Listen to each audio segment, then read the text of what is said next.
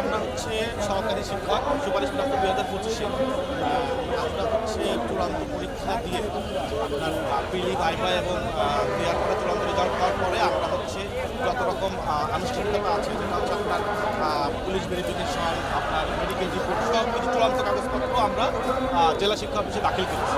সেটা ইতিমধ্যে 2.5 মাস পার হয়ে গেছে। তারপরও আমরা 2.5 মাস পরেও আমরা এখনও কোনো নিয়োগপত্র হাতে পাচ্ছি না।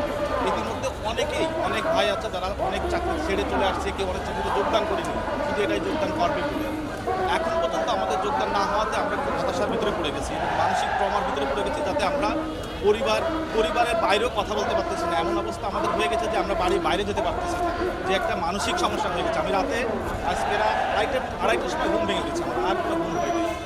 মানে আপনার পারিপার্শ্বিক যত চাপ, মেন্টাল চাপ, আর্থিক চাপ, সামাজিক চাপ, মানে আমরা এখন একটা সাইকো হয়ে গেছি।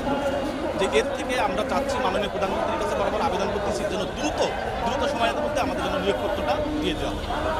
আমাদের 14,386 জনের মতো ইন্টারিম সরকার চূড়ান্ত করে গেছে। আমরা আসলে সেটা নিয়োগে আশা করি কোনো বাধা নাই, এবং এই নিয়োগের সুষ্ঠুতা সম্পর্কে অনেক প্রতিবেদন হয়েছে, এনএসআই প্রতিবেদন দিচ্ছে, তারপরে আপনার তথ্য অধিদপ্তর প্রতিবেদন দিচ্ছে, গোয়েন্দা প্রতিবেদন দেওয়া আছে, এই নিয়ে সুষ্ঠুভাবে সম্পন্ন হয়েছে। এতে আমরা কোনো বাধা দেখি না।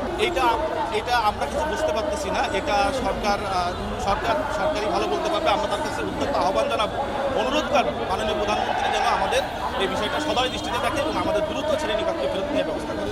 না, আমরা কাউকেই দায়ী করছি না, এর পেছনে আমরা কাউকেই দায়ী করতেছি না। আমরা চাই যে যত দ্রুত সম্ভব, দ্রুত সময়ের ভিতরে শিক্ষামন্ত্রী এবং মাননীয় প্রধানমন্ত্রী যেন আমাদের এই নিয়োগটা দ্রুত সময়ের মধ্যে চূড়ান্ত করে আমাদের ছেলে নিবাসকে ফিরে নিয়ে যায়।